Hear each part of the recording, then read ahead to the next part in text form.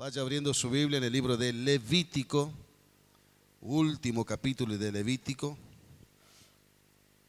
capítulo 27 de la palabra del Señor.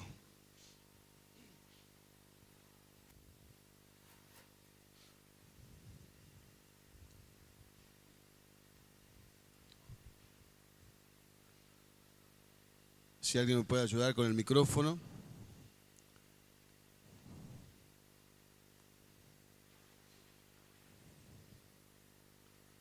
Puede ser el Alan o allá Karina, entonces le damos la bienvenida también, que hace rato no estaba viniendo.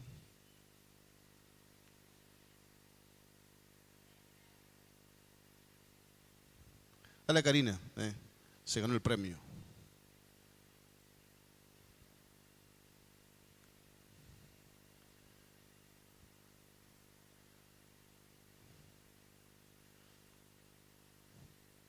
Levítico 27, para ponernos otra vez en sintonía, después de una semana que tuvo el martes pasado, ya escuchamos muchas enseñanzas, muchas prédicas, muchas cosas, muchas vivencias, entonces vamos a tratar de situarnos otra vez donde estamos parados al día de hoy, donde estamos terminando este libro.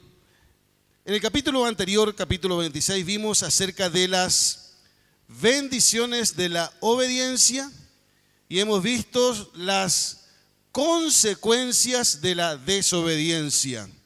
Repito, hemos visto las bendiciones de la obediencia a Dios y a la palabra dada por Dios y las consecuencias que se vendrían para Israel en caso que ellos desobedezcan su voz y desobedezcan a su palabra. Esto es, Iglesia del Señor, muy simple. ¿Usted quiere ser bendecido? ¿Usted quiere ser bendecida? ¿Usted quiere que las cosas le vayan bien? Fácil. No hay una receta mágica. Usted debe aprender a vivir en obediencia a Dios y en obediencia a la palabra de Dios. Esa es la mejor receta que se le puede dar si usted quiere que todo le vaya bien. La Biblia dice que la bendición de Jehová es la que enriquece y no añade tristeza con ella. La bendición de Dios, cuando usted obedece, recibe la bendición de Dios. Y la palabra dice que la bendición del Señor es la que enriquece y no añade tristeza con ella. A diferencia de la bendición, por decirlo de alguna manera, que el mundo da, o la prosperidad económica, o todos los bienes que uno puede recibir del mundo, trae como consecuencia desvelo, llanto, amargura. Esa es la consecuencia. Por eso es que hay muchas personas que tienen dinero, que aparentemente tienen todo lo necesario para ser feliz, pero están en depresión y muchos de ellos terminan quitándose la vida. Y uno dice, pero ¿cómo puede ser? Teniendo todo lo que tiene se quita la vida. ¿Por qué? Porque el mundo acarrea tristeza, desolación, amargura. Pero la bendición de Jehová es la que enriquece y no añade tristeza con ella. Usted obedece, recibe la bendición de Dios y usted puede disfrutar de esa bendición con alegría, con paz, con dicha plena en su corazón. Por eso es que, aunque no siempre es fácil, vale la pena la obediencia al Señor. Y bueno, hoy martes 29 de noviembre, puede ser, ¿no? 28 de noviembre, estamos cerrando con mucha alegría y con mucha satisfacción, estamos cerrando un libro más de la palabra de Dios. A lo largo de estos 27 capítulos hemos transitado y aprendido muchas cosas que en lo personal me sirven y ojalá que a usted también le sirva, sepa aplicar lo que estamos aprendiendo de parte de Dios. Tercer libro que estamos terminando. Terminamos Génesis, que la creación, aunque nosotros decimos que son 7 días, pero no son los 7 días que nosotros tenemos en la semana. La creación probablemente duró miles de años. Pero sí podemos decir aproximadamente que desde Adán hasta el capítulo 50 de Génesis, Bereshit, en el principio significa, termina con la muerte de José, abarcando un periodo de tiempo de aproximadamente 2369 años. Repito, desde Adán hasta el capítulo 50, que termina con la muerte de José, 2369 años. Culminamos eso, arrancamos Éxodo. Éxodo arranca desde la muerte de José, capítulo 1, y termina con la inauguración del tabernáculo de reunión al pie del monte Sinaí en el capítulo 40. Los 40 capítulos abarcan un periodo de tiempo aproximado de 145 años. Terminamos Éxodo. Fuimos a Levítico. Levítico abarca un periodo de tiempo, los 27 capítulos, de entre 8 días y 30 días. En estos libros, en este libro Levítico, que en el hebreo es Vayikra, que significa y llamó Jehová, en estos 30, entre 8 y 30 días que dura el tiempo del libro, se dictó las leyes, donde Dios dictó las leyes a Israel, cómo ellos debían conducirse, y también hemos visto las consagraciones de los sacerdotes que iban a ministrar en el santuario que fue inaugurado por Dios. Todas estas leyes de los 27 capítulos que hemos visto, hemos estudiado, analizado, con muchas dificultades, porque algunos textos fueron complicados para mí en lo personal analizarlo, como la mujer del flujo de sangre, la del semen, que esto y que lo otro. Se me complicó un poco la historia, pero con mucha dificultad lo analizamos a la luz del Espíritu Santo de Dios. Todas estas leyes, ¿dónde fueron hechos? Dado por Dios a Moisés en el monte Sinaí. No vamos a leer el capítulo 27, simplemente para cerrar este libro. Vamos a decir que el capítulo 27 habla acerca de votos especiales a Jehová. Votos especiales a Jehová. Eso habla el capítulo 27. ¿Qué eran los votos especiales a Jehová? Los votos eran una promesa hecha a Dios. La persona podía hacer un voto a Dios. ¿Qué era? Una promesa hecha a Dios.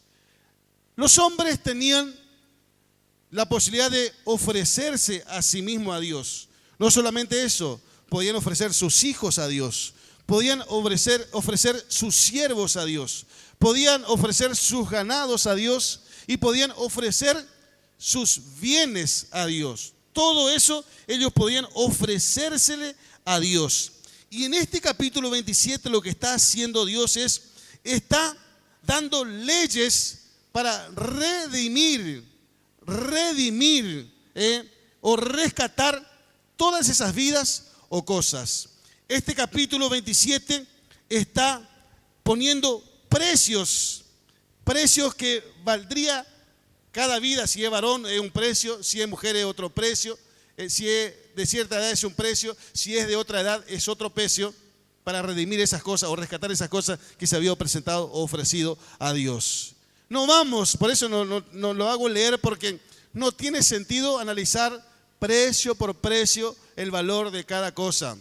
Lo que sí solamente quiero decir es que el precio de la mujer era muy inferior al precio del hombre, casi al 50%.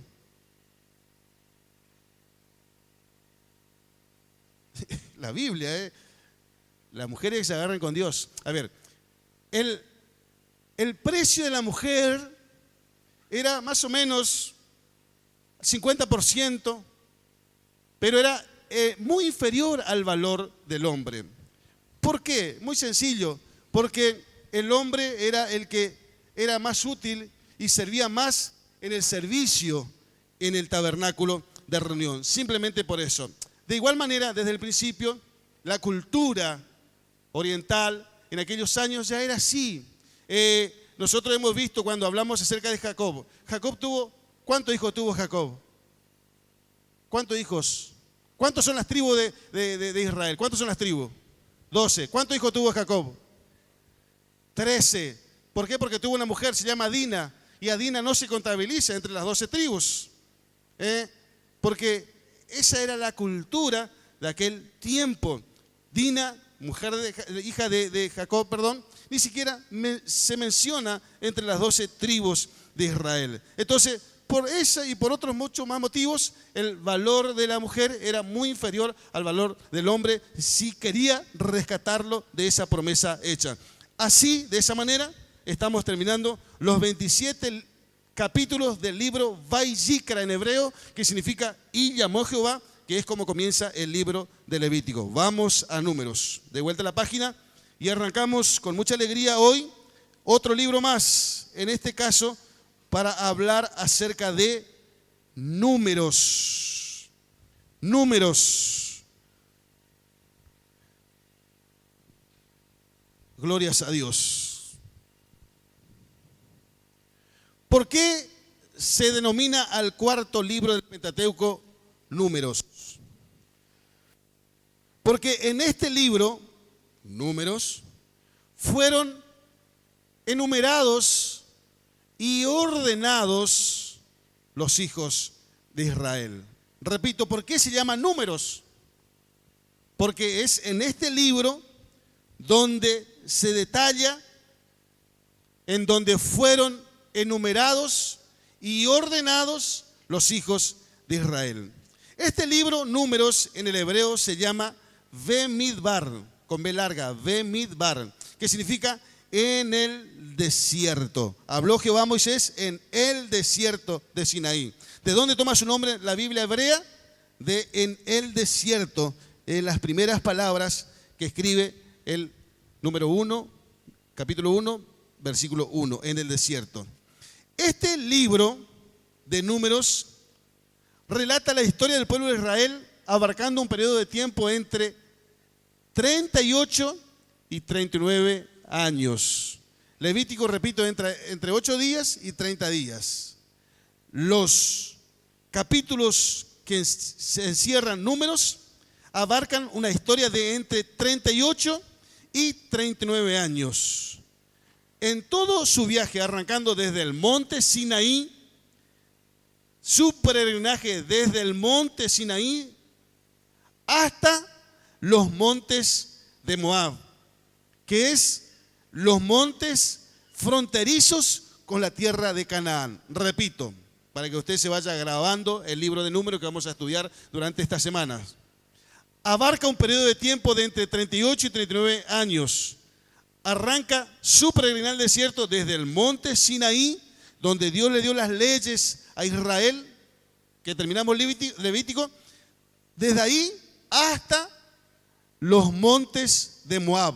Los montes de Moab era la zona límite fronteriza con la tierra prometida. Moisés lo condujo ¿hasta dónde? Hasta las fronteras. Después de ahí, el que pasa a la tierra de Canaán ya no es Moisés, es Josué.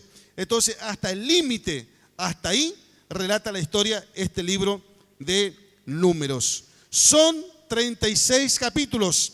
Génesis tiene 50, Éxodo 40, Levítico 27 y Número tiene 36 capítulos. En estos 36 capítulos vamos a ver historias vivas de un Dios real que existe y que está con nosotros al día de hoy. Porque si bien estamos hablando de un Dios que hizo cosas extraordinarias a miles de kilómetros de distancia, a miles de años, pero sin embargo este Dios inmutable que no cambia, que estuvo con Israel, también está con nosotros en este lugar y digamos glorias a Dios por eso.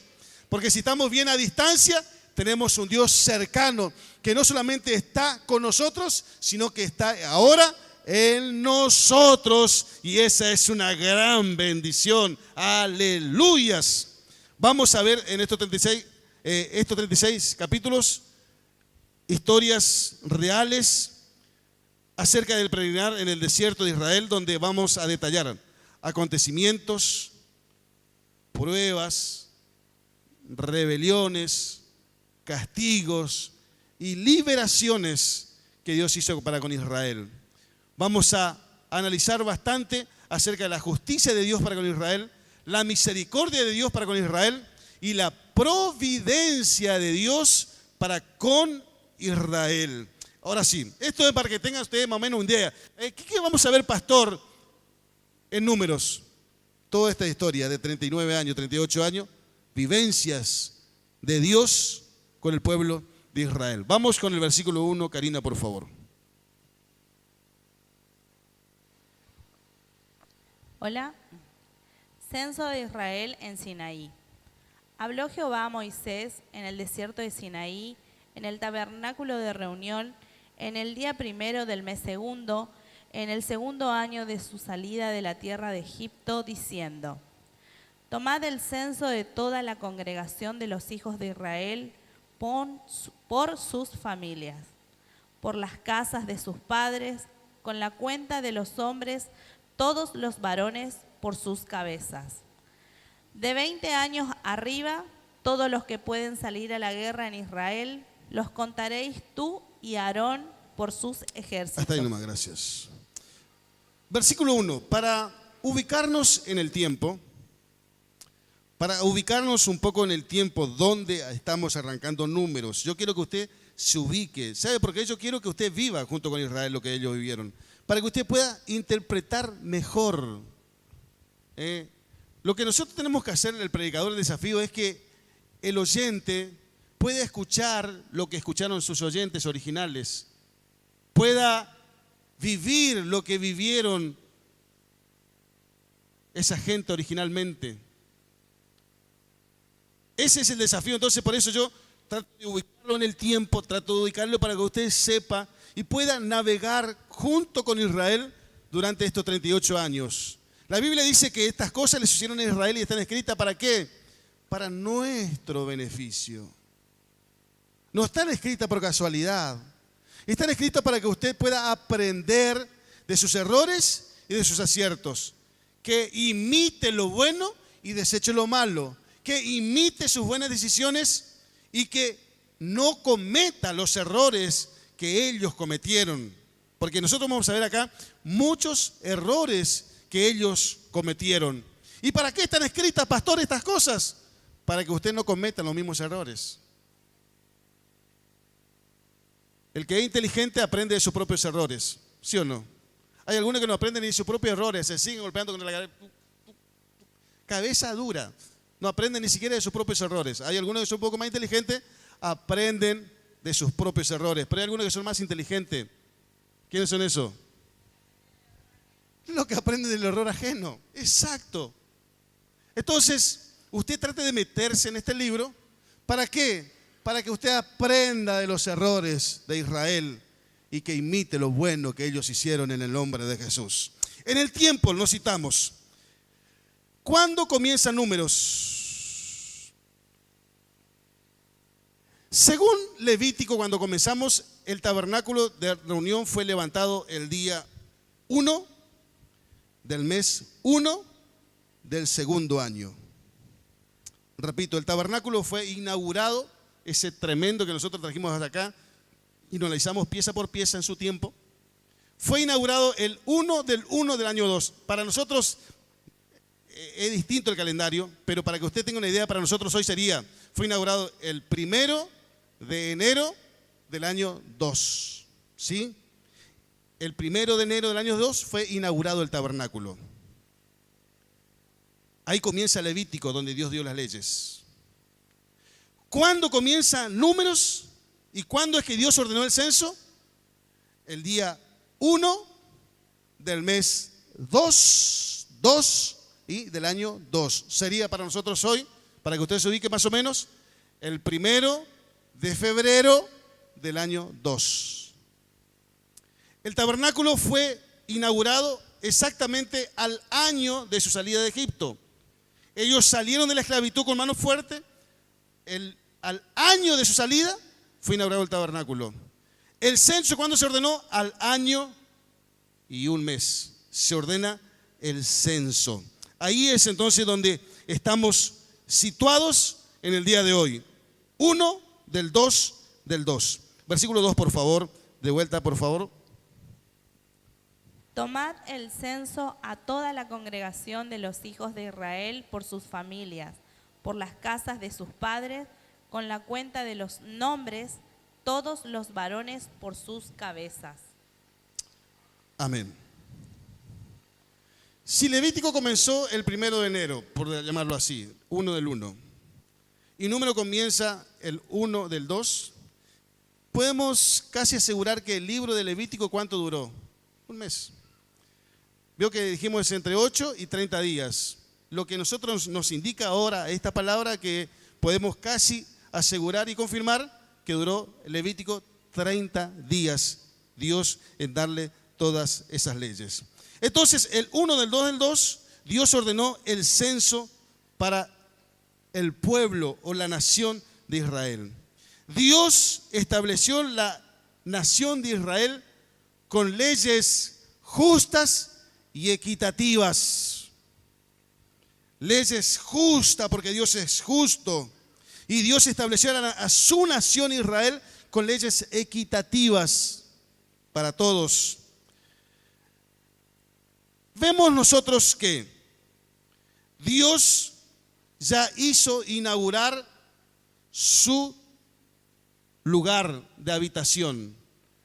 Cuando se inauguró el tabernáculo de reunión, Dios lo que hizo fue inaugurar su morada, su sede, donde Él habitaría. Porque Dios es rey. Todos estos años Dios fue el rey de Israel. Hasta que después de muchos años, ya en la tierra prometida, vamos a ver más adelante nosotros, cuando Israel también dijo, nosotros queremos un rey, como todas las naciones tienen rey, nosotros queremos un rey. Pero en este momento, el rey de Israel, ¿quién era? No era Moisés, no era Aarón, el rey de Israel era Dios. Entonces Dios como rey de Israel, ¿qué hizo? Hizo que se edifique el tabernáculo de reunión y esa era su morada. El atrio era su habitación. Después que fue inaugurado el tabernáculo, ¿qué hizo Dios en segundo lugar? Dio leyes al pueblo de Israel para que el pueblo pueda adorarlo a Él, su rey, correctamente. ¿Se acuerdan cuando vimos los 7 primeros capítulos de Levítico? Hemos dicho que esos 7 capítulos hablan mucho de adoración. ¿Para qué eran esos capítulos, primeros 7 capítulos de Levítico? Para que el pueblo adore correctamente a Dios, para que el pueblo tenga la certeza de que lo que estaba ofreciendo a Dios era agradable delante de Él. Hemos visto que lo que nosotros aprendemos de ahí, que nosotros no debemos buscar agradar a la gente, nosotros debemos buscar agradar siempre a Dios. Entonces, se estableció la morada, ordenó cómo el pueblo debía adorarlo. En tercer lugar, fueron consagrados los sacerdotes que ministrarían delante de su presencia, sus servidores que ministrarían, los sacerdotes que podían entrar en el santuario y ministren delante de su presencia. Y en cuarto lugar, lo que hace ahora es censar sus súbditos. ¿Me va siguiendo hasta ahí? Dios hizo su tienda, dio leyes para que lo adoren correctamente, consagró los sacerdotes que los servirían en su tienda. Y en cuarto lugar, ordena el censo de todos los súbditos que tenían a su gobierno, en su reinado. Entonces ahí se ordena el censo. Versículo 3. Fíjese cómo lo que estoy diciendo es cómo es que Dios es Dios de orden. Y todas estas cosas nos dejan enseñanza de un Dios minucioso, detallista, que tiene todo bajo su perfecto control y todo lo que hace para algo lo hace y algo significa. Todo está centrado en Dios. Versículo 3. De 20 años arriba, todos los que pueden salir a la guerra en Israel, los contaréis tú y Aarón por sus ejércitos. Amén. En este censo, ¿quiénes serían contados? En este primer censo, desde la salida de Egipto, porque después vamos a ver que hay otros, se ordena a que se cense a los varones de 20 años para arriba. ¿Quiénes iban a ser censados? Los varones de 20 años para arriba. Es decir, en este censo no se lo contaría ni a los niños, ni a las mujeres, ni a los ancianos varones, ni a los extranjeros, ni tampoco a la tribu de Leví. Vamos a ver por qué. A ninguno de esos se cesaría. Solamente los hombres que serían aptos para salir a la guerra, para pelear por Israel. No vamos a leer del versículo 4 al 19 para no llenarlo con un montón de nombres que por ahí no se va a acordar, pero ni un segundo después. Pero del 4 al 19 nos dice que Dios ordena que se tome un hombre que represente a todas las tribus, serían un hombre por cada tribu. Dios ordena que se tome un hombre por cada tribu para que represente a toda esa tribu delante de Moisés y de Aarón. Esos 12 hombres serían capitanes de millares que representarían al pueblo para con Moisés y para con Aarón. Fueron agrupados en familias el día 1 del 2 del 2. Del 20 al 46 les doy el número de censados por cada tribu. Aquí del 20 al 46, primero dice, deciden un nombre. En segundo lugar, relata del 20 al 46 cuál es el número de hombres aptos para la guerra que tenía cada tribu. Para que usted tenga una idea, le doy los números. Rubén, la tribu de Rubén, el primogénito de Jacob, 46.500. La tribu de Simeón, 59.300. La tribu de Gad, 45.650. La tribu de Judá, la más numerosa, 74.600. La tribu de Isaacar, 54.400. La tribu de Zabulón, todos estos son hijos de Jacob, 57.400. La tribu de Efraín, hijo de José, 40.500. La tribu de Manasés, 32.200. La tribu de Benjamín, 35.400. La tribu de Dan, 62.700. La tribu de Aser, 41.500. Y la tribu de Neftalí, 53.400. Todos los varones censados de 20 años para arriba, aptos para la guerra, dieron un total de 603.550 soldados aptos para la guerra. 603.000, ahí está anotado en la Biblia, al final, 550, 603.550. Compare usted ahora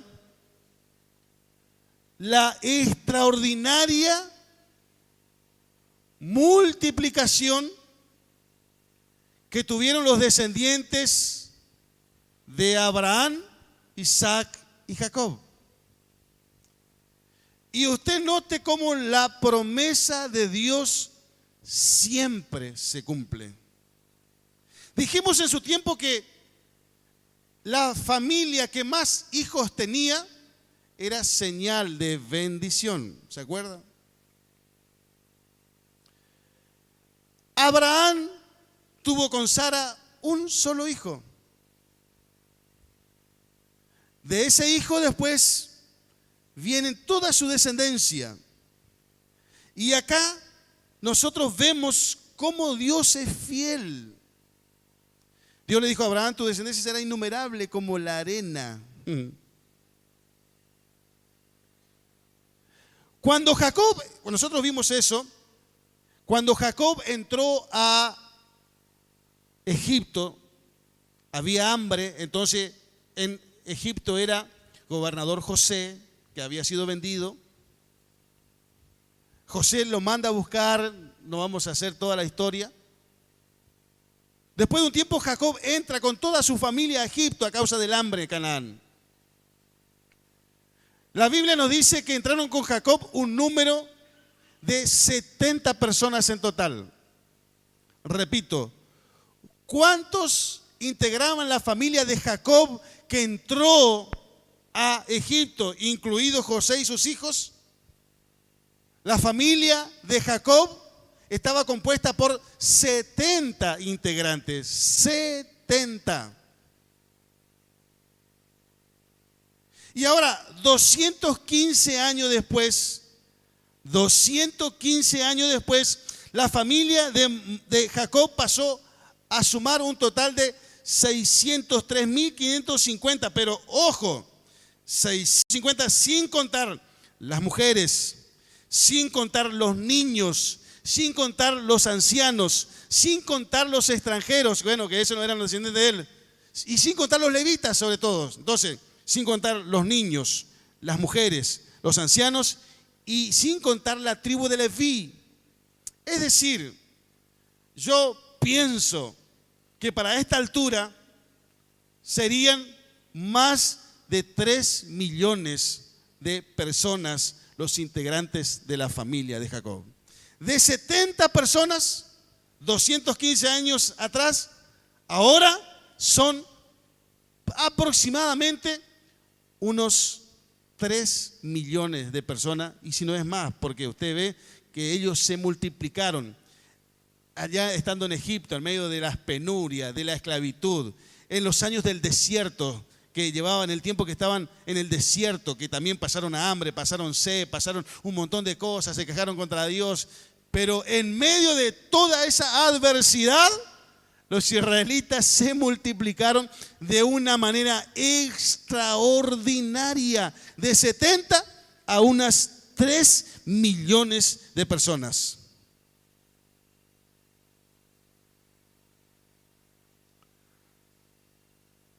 Las 12 tribus que se enumeraron son 603.550, sin contar la tribu de Leví. Son 12 igual. Sin la tribu de Leví, igual son 12 tribus. ¿Por qué?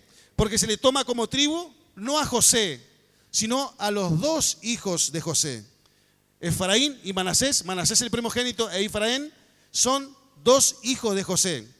Por eso, son 12. Le saca a Leví, 11. Le saca a José, 10. Pero le suma a los 2 hijos de José, son 12. Si le saca a Leví de las 12 tribus, tiene que ponerlo entonces a Efraín y a Manasés como uno de los integrantes de las 12 tribus. Porque a veces así se le explico esto para que usted sepa. Pero cuando se le suma a la tribu de Leví como una de las 12 tribus, entonces a Efraín y a Manasés se le toma como media tribu de Efraín, hijo de José, y media tribu de Manasés, el otro hijo de José. ¿Me explico o le estoy hablando en chino? ¿Me explico bien? Y ahí se componen las 12 tribus. Ahora le voy a dar el orden de mayor a menor según la cantidad. Según la cantidad, le voy a dar, me tomé el trabajo bueno, no es tan complicado tampoco, pero por números, por cantidad, ¿cuáles las tribus son más numerosas? Comenzamos por Judá. Fue la tribu que más gente tenía. Judá, segundo Dan, tercero Simeón, cuarto Zabulón, quinto Isaacar, sexto Neftalí, séptimo Rubén, 8 Gad, 9 Aser, 10 Efraín, hijo de José, 11 Benjamín y 12 Manasés. Note esto, 10 Efraín, 11 Benjamín en números y 12 Manasés, el primogénito de José. Y aquí también podemos ver algo más acerca de las profecías de Dios. Cuando son de Dios se cumple, tarde o temprano se cumple. ¿Se acuerda usted que cuando Jacob iba a morir, le trajo a sus 2 hijos, Manasés y Efraín, para que los bendiga? José, gobernador de Egipto, sabiendo que el padre iba a morir, le trae a sus 2 hijos. Repito, Manasés era el primogénito y el segundo era Efraín. Y le pone enfrente de Jacob para que lo bendiga. Y le pone de este lado a quién? A la mano derecha de Jacob le pone a Manasés, su primogénito.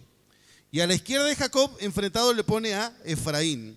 La mano derecha era la mano de la bendición. Entonces, José a propósito le pone, para que Jacob haga esto, repito, Manasés acá y Efraín acá. Cuando le trae para que bendiga, ¿qué hace Jacob? Jacob hace más o menos esto. La mano derecha va sobre Efraín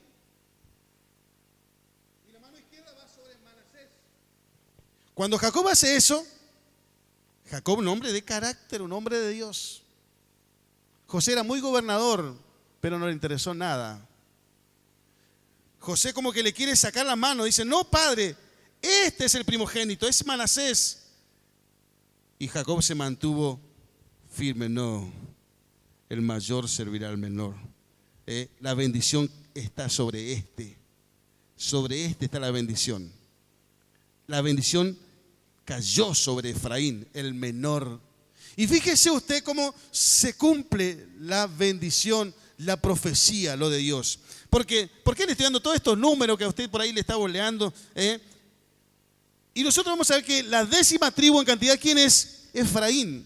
Incluso está sobre Benjamín, que era su tío, ¿sí? Benjamín, que era hermano de José. Por lo tanto, tío de Efraín y de Manasés. Está Efraín 10º, está su tío Benjamín, y 12 está su hermano mayor Manasés. Por varias centenas supera Efraín, le supera a su hermano mayor Manasés. Cumplimiento de la palabra dada por Jacob muchos años antes.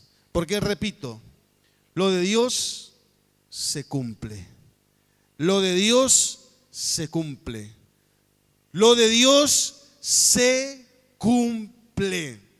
Sí o sí, lo de Dios se cumple, y lo vemos una vez más aquí, en la multiplicación del pueblo de Israel y en la bendición que Jacob impartió sobre el menor Efraín, y lo vemos aquí el resultado. Ahora sí vamos a leer un poquito, Karina, por favor, del 47 al 54. Nombramiento de los levitas. Pero los levitas, según la tribu de sus padres, no fueron contados entre ellos, porque habló Jehová a Moisés diciendo, solamente no contarás la tribu de Leví, ni tomarás la cuenta de ellos entre los hijos de Israel, sino que pondrás a los levitas en el tabernáculo del testimonio, y sobre todos sus utensilios, y sobre todas las cosas que le pertenecen. Ellos llevarán el tabernáculo y todos sus enseres, y ellos servirán en él y acamparán alrededor del tabernáculo. Y cuando el tabernáculo haya de trasladarse, los levitas lo desarmarán, y cuando el tabernáculo haya de detenerse, los levitas lo armarán, y el extraño que se acercare morirá. Los hijos de Israel acamparán cada uno en su campamento, y cada uno junto a su bandera por sus ejércitos. Pero los levitas acamparán alrededor del tabernáculo del testimonio, para que no haya ira sobre la congregación de los hijos de Israel, y los levitas tendrán la guarda del tabernáculo del testimonio. E hicieron los hijos de Israel conforme a todas las cosas que mandó Jehová a Moisés, así lo hicieron. Amén. Muchas gracias, hermana Karina. Hasta ahora, Israel hacía un año y un mes que habían salido de Egipto. Ahora ya se inauguró el tabernáculo. Los sacerdotes ya fueron consagrados para ministrar en el tabernáculo de reunión. Pero ahora ellos tenían que seguir la marcha. Y los utensilios del tabernáculo y los componentes del tabernáculo ahora debería ser trasladado, porque recuerdo que ellos estaban yendo a la tierra prometida. Ellos no tenían morada fija en el desierto, y a donde se trasladaban, toda la tribu de Israel tenía que ser transportado el tabernáculo. Entonces por eso Dios ordenó que se cense a todas las tribus, menos a la tribu de Leví. ¿Por qué? Porque Dios ordenó que la tribu de Leví estará responsable del servicio del tabernáculo y estará responsable de todos los utensilios dentro del santuario. Cuando Israel tenga que avanzar, los levitas tendrían que desarmar todas las cosas del tabernáculo. Y cuando acamparan, cuando Dios le ordenaba que acamparan, ellos tendrían que encargarse de armar otra vez todo ese santuario. Eso era mucho peso. Dijimos que en oro, plata y bronce y otros tipos de pieles, esa era una millonaria obra. Millones y millones y millones, y en su tiempo lo comparamos a lo que sería a nuestro peso de hoy. Y es una millonada de pesos. Super millones, unos números que ya ni sé cómo se mencionan. Eso era el valor que había en el tabernáculo. Pero además de eso había mucho peso.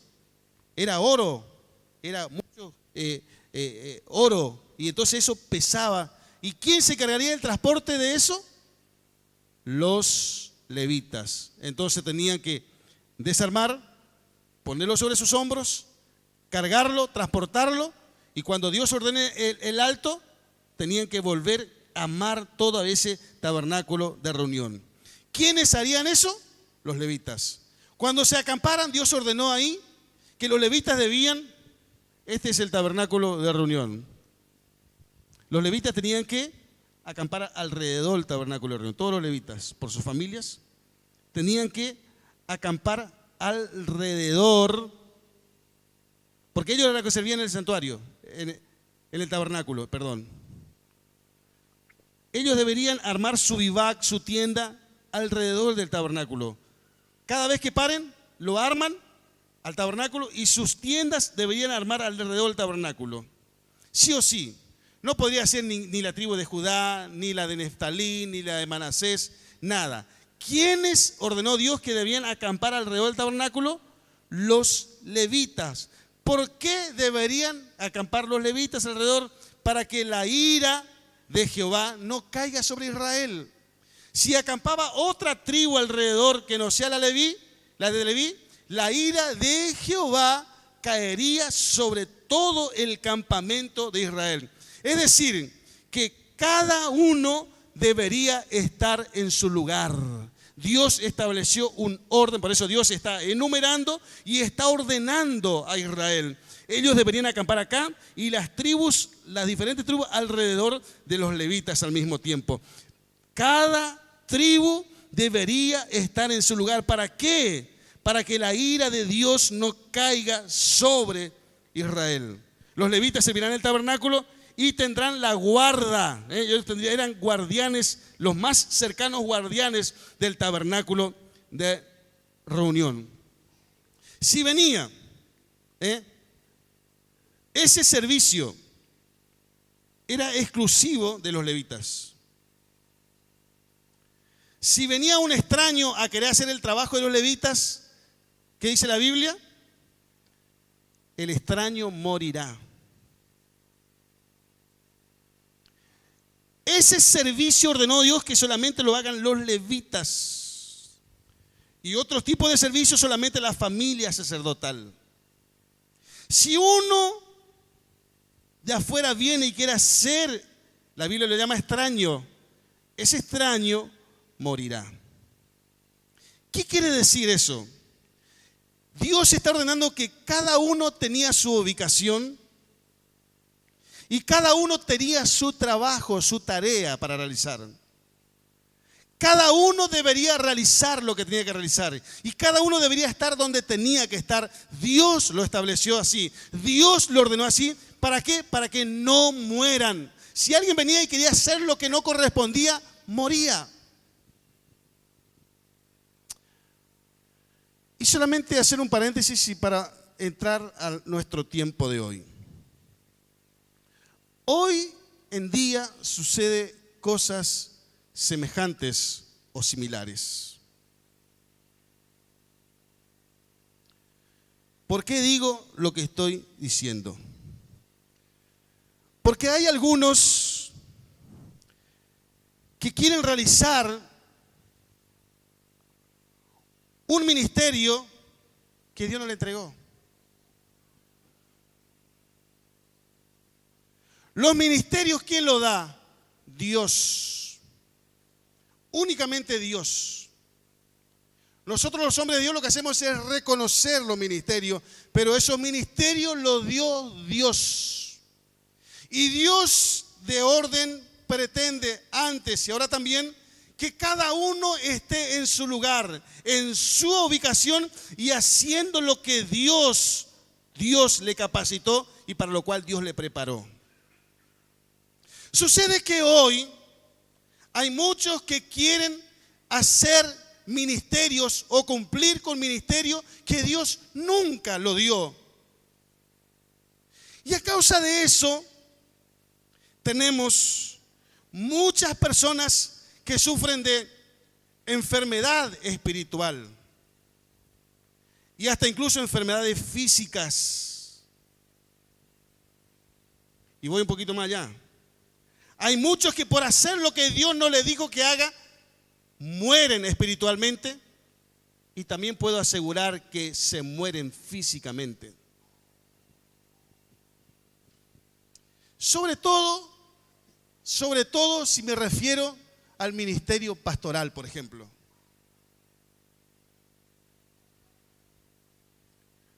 Hoy muchos quieren decir, yo soy pastor, se ponen solo la pastor, solo se ungió.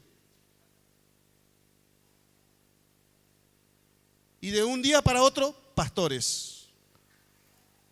Ministerio que Dios nunca le dio.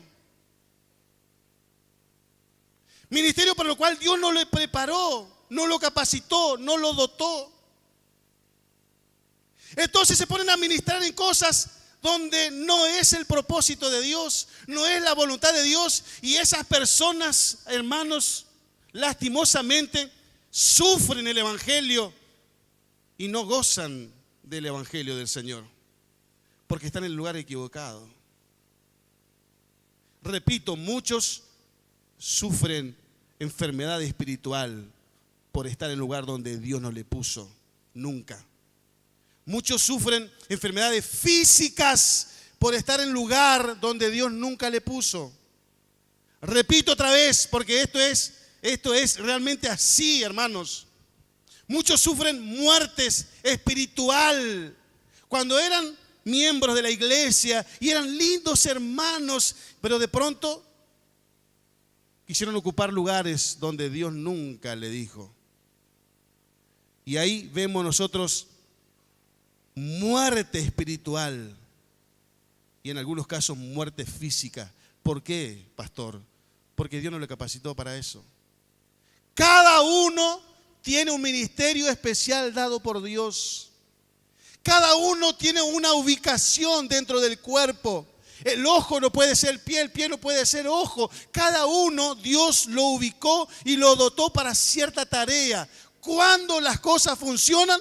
Cuando cada uno está ubicado en el lugar correcto y cada uno hace exactamente lo que tiene que hacer. Cuando uno está en lo suyo, en lo que Dios le capacitó, esa persona disfruta, goza, le gusta, está dotada por Dios para hacer semejante tarea. El trabajo pastoral es un trabajo, por ejemplo, que se sufre, que llora, pero el que fue llamado por Dios es apasionado y va a llorar y prefiere llorar dentro del propósito que reír fuera del propósito.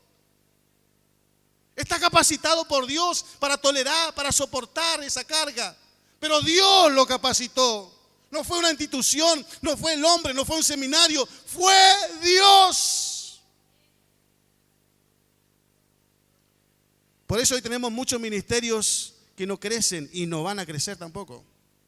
No crecen ellos, no crece su gente. Porque están en el lugar donde Dios nunca le puso. El extraño que venía a querer hacer algo que Dios no dijo, moría. Dios es Dios de orden. Dios es un Dios maravilloso que nosotros pensamos. Si nosotros pensamos que nosotros podemos hacer lo que se nos da la gana, estamos totalmente equivocados, no conocemos nada de Dios. Dios es minucioso, Dios es detallista, Dios es sumamente ordenado. Y la iglesia debe aprender a marchar en orden. Nosotros vamos a ver en el libro de Números muchas cosas. Nosotros vamos a aprender de este Dios de orden. Muchas cosas vamos a aprender.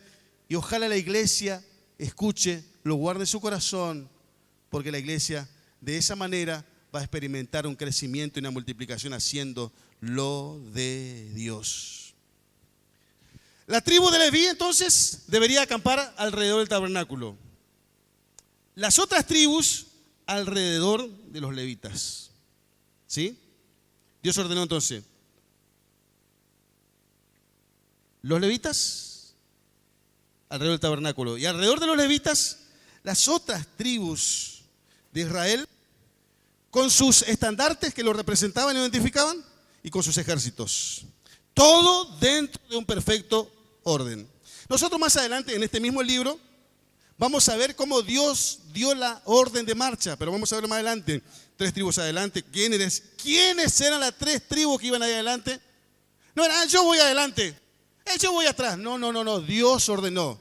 Venid vos, capitán de millares. Ustedes díganle a su tribu, ustedes 3 van ahí adelante. Venid vos, ustedes atrás. Vos a la derecha y vos acá. Dios ordenó quiénes deberían ir a dónde. Ese es el Dios que nosotros servimos.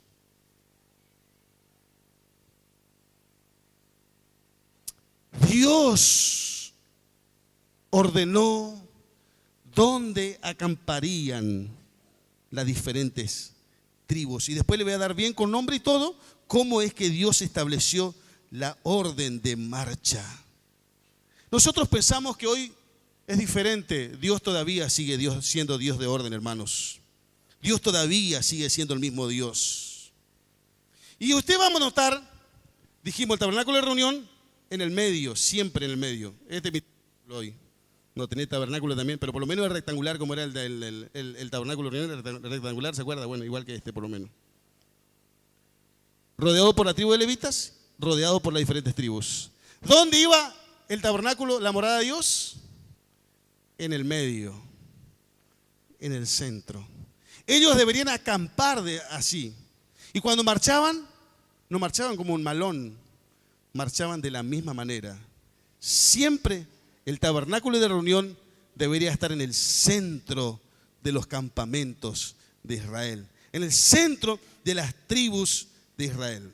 Entonces los levitas que lo rodeaban, guardaban y servían, y las otras tribus que estaban armados como ejércitos, protegían cuando marchaban o estaban parados, todos se movilizaban alrededor de esto, todo alrededor de esto.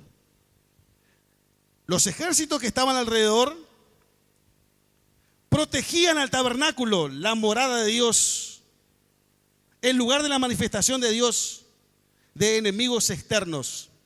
Si algún enemigo quería entrar por el adelante, había 3 tribus que lo frenaban allá. Y así para atrás. Esas tribus, repito, rodeaban el tabernáculo y lo custodiaban de enemigos externos que querían tomar esto, lo más valioso que tenía Israel. ¿Usted me está entendiendo o no? ¿Me está siguiendo a dónde estoy queriendo ir o no? Israel debía cuidar con su vida la morada de Dios.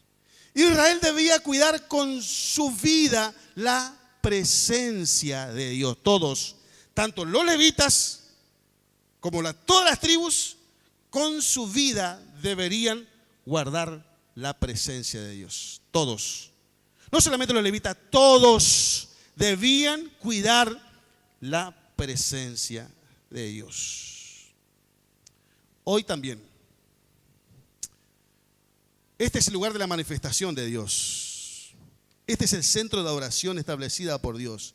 Aquí se reúne donde hay gente que fue bautizada con el Espíritu Santo. Aquí hay gente que fue transformada por Dios. Aquí hay gente que aceptó a Jesús. Aquí hay gente que reconcilió con el Señor. Aquí hay gente que fueron tocados por Dios, sanados por Dios, libertados por Dios. Aquí hay gente que recibió dones. Aquí hay gente que recibió fruto del Espíritu Santo. Aquí hay gente que tuvo un encuentro personal con Dios y su vida cambió para siempre. Este es el lugar de la manifestación de la presencia de Dios.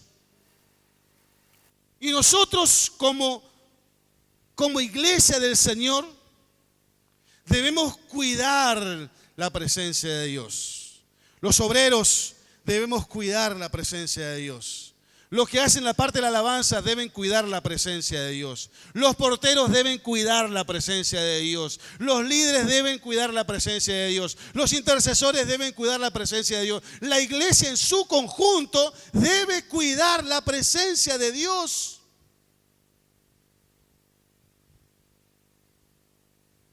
No es tarea del pastor, no es tarea de 2, 3 ministros, es la tarea de todos cuidar la presencia de Dios. Y como decía la vez pasada, y Dios me lleva a través de la palabra de Dios a hablar y a repetir lo que voy a decir nuevamente. No porque lo diga yo, porque si lo digo yo, mi testimonio no es valedero. Pero por lo que digo, ni tampoco digo lo dicen ustedes, digo lo que la gente que viene de afuera, pastores, cantantes, músicos de otras naciones, incluso que visitaron este lugar, nos dijeron todos, qué lugar de presencia de Dios. Y se van impresionados, se van impactados y se van diciendo cosas maravillosas de esta congregación. Usted y yo debemos cuidar con nuestra vida esto valioso que tenemos de parte de Dios. ¿Cómo debemos hacerlo? Debemos andar y funcionar ordenadamente. No solamente es oración y ayuno, que es lo más importante, y palabra de Dios, sino andar y funcionar ordenadamente. Los obreros tienen que hacer lo que tienen que hacer. Los porteros tienen que hacer lo que tienen que hacer. Los músicos tienen que hacer lo que tienen que hacer. La iglesia tiene que hacer lo que tiene que hacer. Ordenadamente todas las cosas debe hacerse. Y de esa manera mantener la presencia de Dios en este lugar. Dios todavía sigue siendo un Dios de orden. ¿Cómo debemos cuidar esto? Servir coordinadamente. Ordenadamente y coordinadamente tiene que haber coordinación. Debe haber comunicación. Todo servicio debe ser coordinado. Esa es parte de lo que Dios estableció.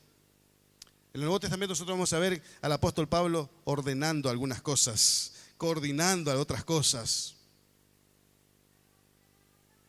¿Cómo hacemos eso, pastor? Cuidar con nuestra vida, orando, llorando, ayunando. La iglesia debe saber que es lo más preciado que tenemos después de la salvación. Y debemos amar la presencia de Dios. Debemos cuidar la presencia de Dios. Debemos valorar la presencia de Dios. Alan, por favor, si me puede acompañar, si querés acortar nomás y acompañar esto. Todos tenemos esta responsabilidad. Si cada uno estamos ubicados en el lugar que tenemos que estar, en el tiempo que tenemos que estar y haciendo lo que tenemos que hacer. Pero eso es lo difícil y ese es el desafío. ¿Sabe por qué? Porque a nosotros nos encanta hacer lo que queremos.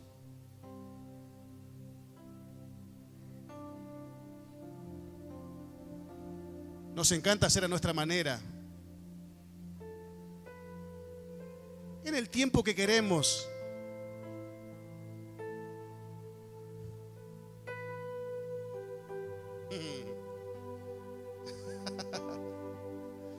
Está en la naturaleza del hombre.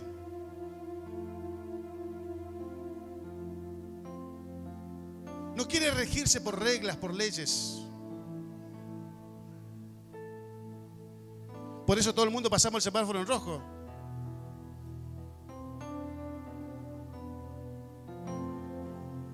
Esa cosa roja no me va a indicar a mí qué es lo que tengo que hacer yo.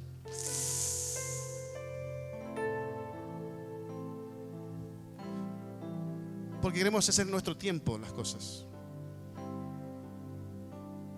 a nuestra manera. Pero iglesia del Señor Jesucristo, si usted quiere gozar de la bendición de Dios, si quiere gozar de la presencia de Dios, usted, yo, todos debemos hacer las cosas ordenadamente, coordinadamente y a la manera de Dios. Si algún enemigo quería venir a arrebatar, era sobre el cadáver de la tribu. Sobre mi cadáver. Veo que cuando dicen algunas madres, cuando le quieren arrebatar a su hijo o su hija, sobre mi cadáver. Bueno, esa es la misma actitud que debemos tener para con la presencia de Dios. Esa es la actitud de Israel. Si alguno quería arrebatar esto, deberían matar a cientos y cientos acá primero el adversario. Sobre el cadáver de ellos iban a sacar eso. Era sobre su cadáver. Porque ellos conocieron la manifestación de Dios. Ellos fueron testigos de la gloria de Dios.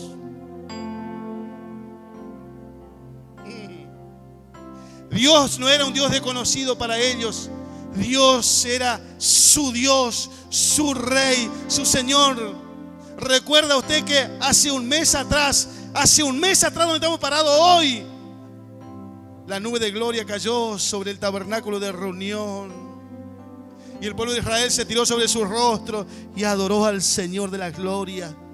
Recuerde usted que hace meses atrás, 6, 7 meses atrás, allá el monte Sinaí ardía a causa de la gloria de Dios. Había bocinas, temblores, humo, a tal punto que pensaron que Moisés se murió. Ellos fueron testigos de la gloria de Dios.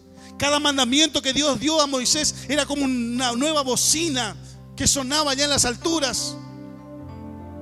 El propio Moisés se espantó a causa de tanta gloria. Ese era el Dios. Y Dios estaba, este era su lugar de manifestarse. Esta era su habitación. Si usted conoce a Dios, si usted conoce a Dios, si usted tuvo experiencia con Dios, usted no lo va a conocer nunca totalmente, ni yo tampoco, olvídese. Porque nosotros somos totalmente limitados delante de una inmensidad. ¿Quién puede decir que conoce a Dios? Conocemos una migaja de lo que es Dios. Pero eso que conocemos de Dios ya nos lleva a saber lo que significa Dios y su presencia.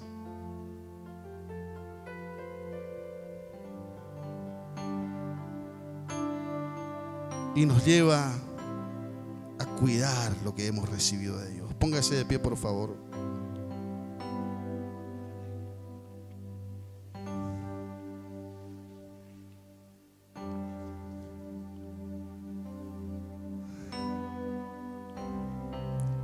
Hemos visto hoy un poco que lo de Dios se cumple. Dios cumplió la promesa para el viejo Abraham, su amigo. Dios cumplió la profecía de Jacob. Y hemos visto y nos sentamos un poco más acerca de las tribus y su orden y el trabajo que cada uno tenía que realizar. ¿Quiere la manifestación de Dios en este lugar? Hacer lo que tenía que hacer.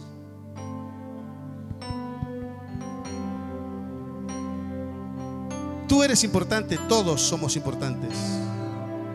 Todos. Pero la presencia de Dios también le comprometía, porque Dios resistía el pecado y venía el juicio. Dios aborrece el pecado. El pecado mata.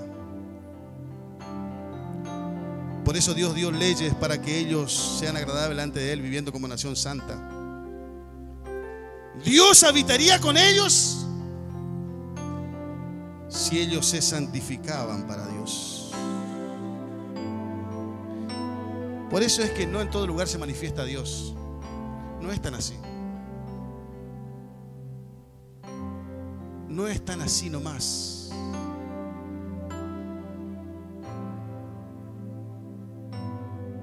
Decimos amén a la palabra.